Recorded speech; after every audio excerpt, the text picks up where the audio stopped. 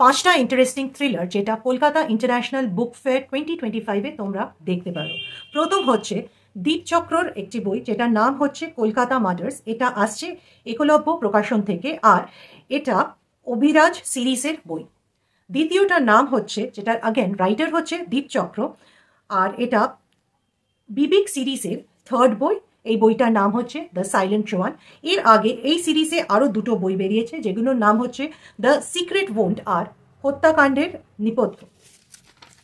Next দীপ মোহান্তির দুটো বই আসছে, একটা হচ্ছে লাল পলাশ ও বন্দুক রহস্য আর ত্রিশুকুর রহস্য ও সন্ধ্যা। And last and most interesting যে বইটা নিয়ে বলবো সেটার নাম হচ্ছে ডায়াল 100 বাই চিত্রদীপ চক্রবর্তী, যেটা আসছে বুক ফার্ম থেকে।